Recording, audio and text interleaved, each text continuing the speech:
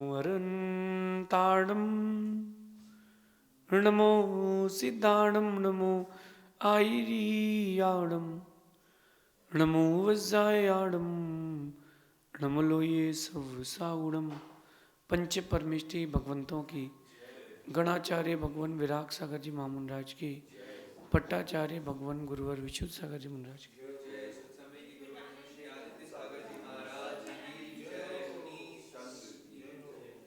हम सभी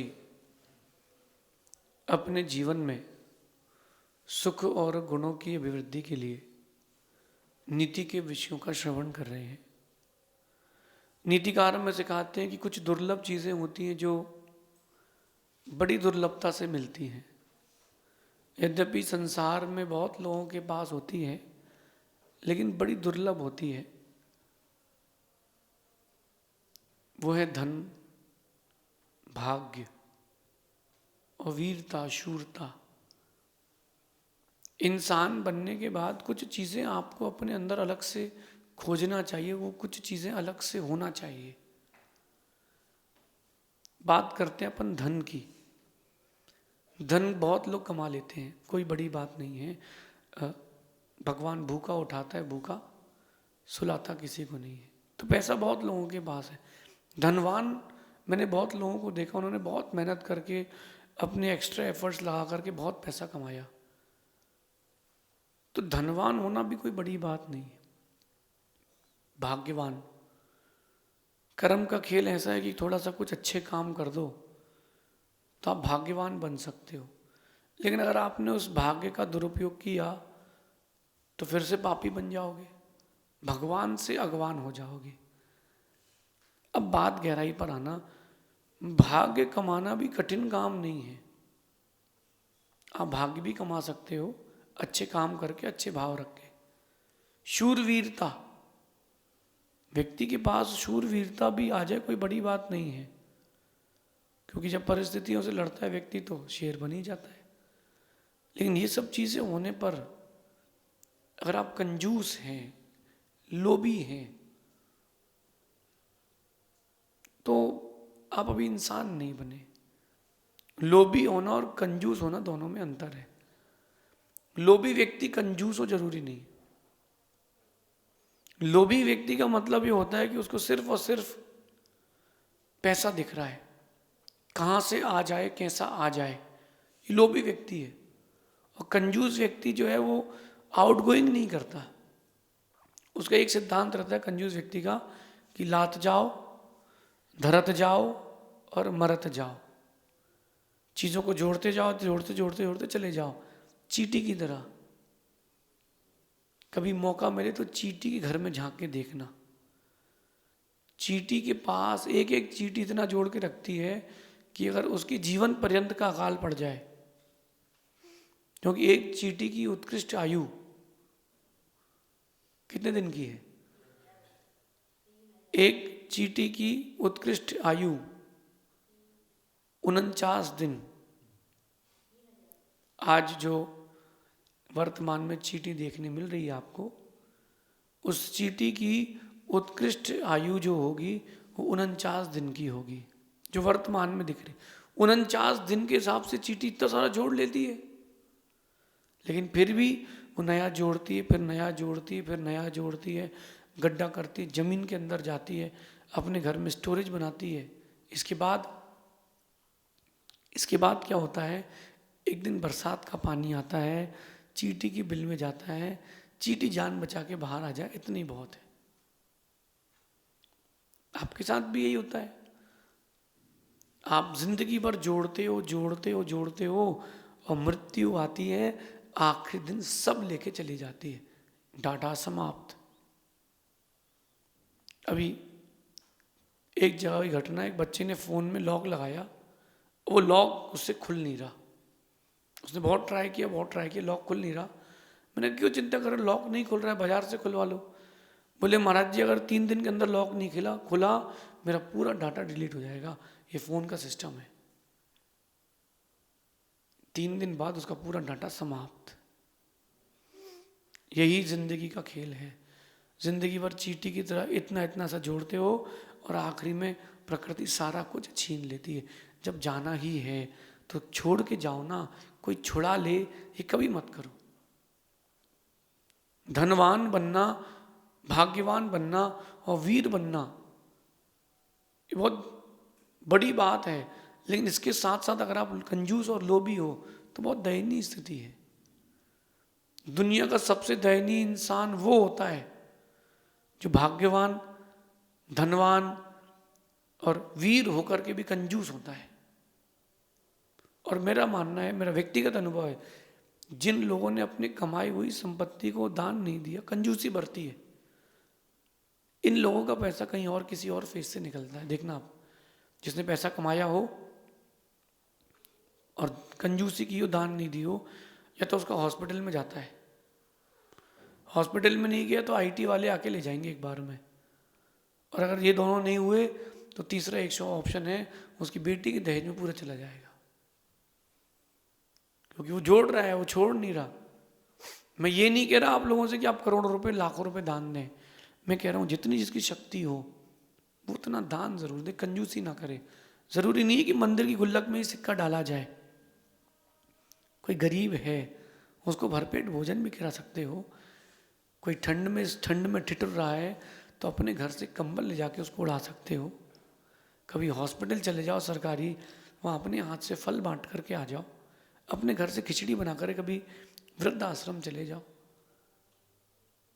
वो जो उनकी दुआएं मिलेंगी वो तुम्हारे पैसे से कई गुना अधिक होगी। लेकिन नीतिकार कहते हैं कि 11वां प्राण धन होता है। अगर बच्चा 10 का नोट लेकर के खर्चा कर दे दुख नहीं होता, 10 का नोट अगर बड़े आदमी का भी गिर जाए तो बड़ा दुख होता है कि 10 का नोट गिर गया यार।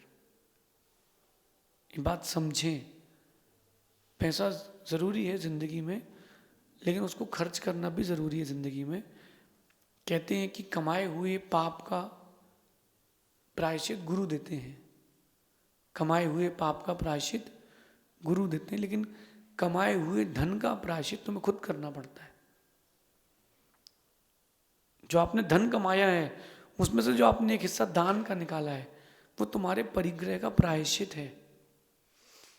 वैसे उत्कृष्ट रूप से टॉप जो देखा जाए उत्तम व्यवस्था, अपनी कमाई हुई 25% संपत्ति का दान देना चाहिए, ये उत्कृष्ट व्यवस्था है। मध्यम व्यवस्था में आते हैं 20%, 10% देना ही चाहिए। नहीं कर पा रहे हो, कंजूस हो, आपकी परिस्थितियां विपरीत हैं, तो आप चिंता नहीं करो, आप अपनी कमाई का 5% तो दान देना ही चाहिए। कंजूसी मत करना,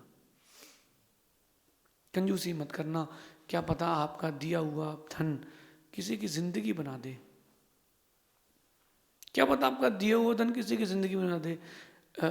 आज जगह जगह देखो आप मूर्तियां निकलती हैं, आप जगह जगह देखो मूर्तियां निकलती हैं। तो जब मूर्तियां निकलती हैं, जिस व्यक्ति ने रखी थी, जिस व्यक्ति ने बनवाई थी, ना उसका नाम है ना उसका निशान है, लेकिन जब मूर्ति निकलती है तो वापस से धर्म की प्रभावना होती कि नहीं।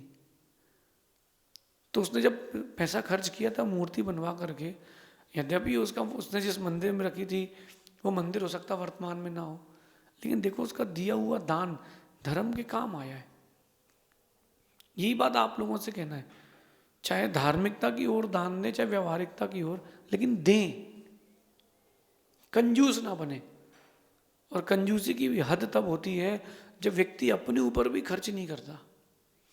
एक कंजूस सेठ था, अब उसके बेटे को दूर का विजन कमजोर हो गया, दिखना कम हो गया। तो उसके बेटे ने कहा पिताजी हमको दिखना कम हो गया है दूर का। उन्हें कोई बात नहीं बेटा, अपन को ज़्यादा दूर का देखना भी क्या, नोट देख लो, तुम तो नोट गिन लिया करो, घर पे तो रहते हो, घर के बाहर कहाँ जाते हो, कितना देखना है, गाड़ी चलाने के लिए ड्राइवर है ही नहीं पिताजी, एक्चुअली मैं दिखा कर के आया हूँ और डॉक्टर ने कहा कि चश्मा लगेगा। पिताजी कंजूस थे बहुत ज़्यादा सेठ जी। बोले बेटा अपन बात करेंगे रात को 8 बजे। रात को 8 बजे बेटा आता है, पिताजी चश्मा बनवाने चलना है। पिताजी कहते हैं बेटा पहले छत पे चल। छत पर लेके गए, कंजूस आदमी है, छत पर जमीन से ही छत पर दिखाता है, बेटा देख आकाश में चांद दिख रहा है। हाँ बोले पिताजी चांद दिख रहा है। बोले बेटा अब इससे दूर का देख के क्या करोगे। चश्मा क्यों बनवाना है? ये कंजूस आदमी की प्रवृत्ति होती है, वो सिर्फ पैसा जोड़ता है और उस पैसे का उपभोग नहीं कर पाता। समझदार व्यक्ति वो है, कम से कम उपभोग तो कर रहा है। अगर वो अपने व्यवहार में, अपने जीवन में, रोजमर्रा में भी अगर वो पैसा खर्च कर रहा है तो भी अच्छा है। क्यों अच्छा है? कम से कम वो उस धन का उपयोग तो कर रहा है, उपभोग तो कर रहा है। धन की 3 गति, दान, भोग और नाश। अब आप बताओ, आप कर क्या रहे हो? जब तक शादी नहीं हुई और व्यापार नहीं करते हो, पिताजी के पैसे पर ऐश करता है व्यक्ति। इसके बाद जब शादी हो गई तो पत्नी और बच्चों के लिए ही लाता है, अपने लिए कुछ नहीं लाता व्यक्ति। नाती पोते हो गए तो वही पुराना पजामा ही सिलवाता रहता है व्यक्ति। ये कंजूस प्रवृत्ति का आदमी है और इसका पैसा ऐसी जगह जाएगा जिसका कोई उपयोग नहीं होगा।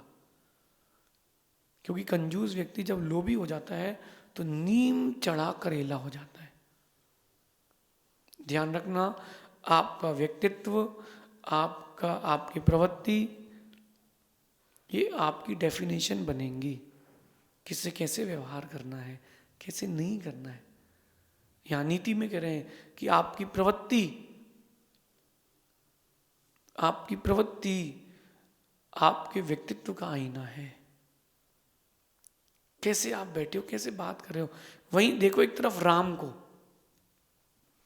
जब राम, जैन रामायण से कह रहा हूं मैं, जब राम निकले वन की ओर कि अपन कहीं और राज्य स्थापित करेंगे, रास्ते में चातुर्मास में एक यक्ष ने राम नगर की स्थापना करी कि रुकेंगे। और जंगल में राम रुके, बहुत सुंदर महल, बहुत सुंदर सेवा करने वाले, खजाने से भरा कोष। राम ने कंजूसी और लोभ नहीं किया कि चलो इसी को बना के रख लेते हैं। राम ने कहा अपन तो अपनी मेहनत का कमाएंगे। और राम ने किम इच्छित दान दे दिया, जिसको जो चाहिए ले जाओ। कोई आया हमें 50 गाय चाहिए, ले जाओ। किसी को थाली भर के रत्न, किसी को स्वर्ण मुद्राएं। क्यों? राम ने कहा ये तो जहां से आया वहां जाना, अपन कंजूसी क्यों करें। ध्यान रखना, आपकी प्रवृत्ति आपके व्यक्तित्व का आईना है। जो भी करें सोच समझ के करें, जो भी कहें सोच समझ के कहें, क्योंकि जो आया है वो तो जाएगा। आज एक काम करना आप लोग, एक बाल्टी पानी में से एक मुट्ठी पानी भरना। मैं अनाज की बात नहीं कर रहा हूं। एक बाल्टी पानी में से एक मुट्ठी पानी भरना, चुल्लू नहीं। एक बाल्टी पानी में से एक मुट्ठी पानी भरना और 1 घंटे बाद देखना तुम्हारे हाथ में कितना पानी बचा है। चलो माना कि चलो आप कह रहे हो पानी मुट्ठी में कैसे आएगा, तो तुम एक चुल्लू पानी भर लेना। ऐसा रखे रहना, ऐसा रखे रहना। मेरा विश्वास है पानी गिरे ना गिरे, तुम्हारे शरीर की गर्मी से ही सूख जाएगा। तुम्हारी शरीर की गर्मी से वो हाथ का पानी सूख जाएगा, पानी सूख जाएगा। जब तुम्हारे हाथ में पानी नहीं टिक रहा, छिद्र, हाथों में छेद है, उससे निकल जाएगा। आप सोचो कमाया हुआ धन कैसे रुक पाएगा। अरे कम से कम अपने ऊपर तो खर्च कर ही सकते हो आप लोग। कम से कम अपने ऊपर तो खर्च कर लो, वो भी नहीं करता व्यक्ति। और पंचम काल में व्यक्ति इतना, कली काल में इतना कंजूस हो गया है, न कमाया हुआ पाप खर्च करता है, न कमाया हुआ पैसा। कंजूस ना बने। एक बात ध्यान रखना, वो जिन दोस्तों के बीच में कॉन्ट्री होती है ना, कि चलते हैं होटल, कॉन्ट्री कर लेंगे, वो दोस्ती नहीं है, वो स्वार्थ है कि अपने अपने हिस्से का खाएंगे। वहाँ फिर हिसाब लगा के रखते हैं, 300 दिए तो 300 तो निपटा नहीं है। ये कंजूस प्रवृत्ति, लोभी प्रवृत्ति के दोस्त हैं। ऐसे लोगों के साथ न उठें, न बैठें, न रहें। कंजूस की सिर्फ एक ही गति है, दुर्गति। वो जिस पैसे के पीछे, जिस जमीन के पीछे, जिस स्थान के पीछे, जिस संपत्ति वैभव के पीछे जिंदगी भर भागता है, मरने के बाद उसी में कीड़ा बनता है। कई जगह देखा है मैंने कि लोग बताते कि इनके यहाँ धन है, तो चलो खोदा गया, धन निकल गया। लेकिन जब धन निकला तो जो मटका बंद किया गया था पैसा रख के, जिसके अंदर चींटी की घुसने की भी जगह नहीं थी, उसके अंदर सांप निकलता है। ज्यादातर सांप क्यों निकलता है उसके अंदर? छोटे मोटे नहीं, बड़े बड़े निकलते हैं, किसी ने जाके रखा नहीं है। वो सांप उसके अंदर कैसे गया? ये वही व्यक्ति है जिसको राग था पैसे से, दिया नहीं, रख करके चला गया। इस छोटी सी नीति को जीवन में उतारना। मैं ये नहीं कह रहा कि खर्चीले बने, मैं कह रहा हूं कि कंजूस ना बने, जहां उपयोग हो वहां खर्च करें। एक व्यक्ति इतना कंजूस था, उसने 2000 रुपये का ट्रिप लिया बद्रीनाथ का। उसने पहले पूछ लिया और कोई खर्चा तो नहीं है, रहने का, खाने का, वापस आने का? बोले कोई खर्चा नहीं, इतनी खर्चा है। 2000 रुपये की टिकट थी, 25 साल पुरानी बात बता रहा हूँ। वो 2000 रुपये खर्च करके बद्रीनाथ गया। बद्रीनाथ जाने के बाद जो व्यवस्थापक थे उन्होंने कहा कि भैया वो जो बर्फ की पहाड़ी दिख रही है ना, उस बर्फ की पहाड़ी को जाने के लिए 80 रुपये लगेंगे। वो जो व्यक्ति था उसने 80 रुपये खर्च नहीं किए, लड़ा। बोले आपने 2000 कहे थे ना, बस 2000 से ऊपर नहीं दूंगा मैं। कितने रुपए के लिए? 80 रुपये के लिए लड़ा। और जब वो लौट के आया, कुछ दिन बाद बीमार पड़ा, 80 लाख रुपए उसने बीमारी में खर्च कर दिए। वो बर्फ में चला जाता दूर तक, तो भगवान ऋषभ देव के चरणों की वंदना करके तो आता। उसने 80 रुपये खर्च नहीं किए, उसने 80 लाख खर्च किए। प्रकृति का नियम है LHS=RHS, जैसे आए थे वैसे जाना है। जब आप पैदा हुए थे दांत थे क्या? जब मरते हो तब भी दांत नहीं होते। जब आप पैदा हुए थे किसी को पहचानते नहीं थे, मरते वक्त भी किसी को पहचानते नहीं हो। जब आप पैदा हुए थे तो बोल नहीं पाते थे, और मरते वक्त भी बोल नहीं पाते। तो जैसे आए हो जाना वैसे ही है। आप हर क्रिया में लगाना। जब पैदा हुए थे तो दाल रोटी नहीं खा पाते थे, लिक्विड पीते थे सिर्फ। अब जब मर रहे हो तो खा नहीं पाते, सिर्फ पीते हैं। जब पैदा हुए थे चलते नहीं बनता था, मरते वक्त भी चलते नहीं बनता, लोगों का सहारा लगता है। बात क्लियर है, जैसे आए थे वैसे जाना है। जब जैसे आए थे और वैसे ही जाना है तो परेशान होकर के क्यों जाओ? अपनी जिंदगी को खुशहाल करके जाओ, कंजूस मत रहना। आज का इंसान 2 रुपए की अगरबत्ती ऐसे घुमाता है भगवान के सामने और धीरे से अगरबत्ती लगा के सोचता है इस 2 रुपए की अगरबत्ती के बदले आज मैं 20,000 कमा लूँ। कैसे मिलेगा? इतनी सी डब्बी लेके जाते मंदिर जैन, उसमें 5 रुपए के चावल और द्रव्य नहीं होती, और चढ़ा के मंदिर आते हैं और कहते भगवान मोक्ष फल प्राप्त है, फलम निरपामति स्वा। तुम्हारे वो चावल की डब्बी, 5 रुपए के चावल तुमको इतनी बड़ी कोई वैभव संपत्ति नहीं दिलाने वाले। जितना दोगे उतना ही मिलेगा, जहां दोगे वैसे ही मिलेगा। कंजूस कभी मत बनना, लोभी कभी मत बनना, आपका व्यक्तित्व गिर जाएगा। फिजूल खर्ची भी मत करना, फिजूल खर्ची भी नहीं करना। जहां जरूरत हो वहां जरूर देना, और जहां जरूरत नहीं हो वहां मत देना। जहां करोड़ों खरबों रुपए दान हो रहे हो वहां तुम भी दान दे रहे हो, कोई बड़ी बात नहीं है। तुम्हारी गड्डी भी ब्याज पर चलेगी। जहां जरूरत है वहां मंदिर बनवाओ, जहां जरूरत है वहां दान दो। कंजूसी मत करना।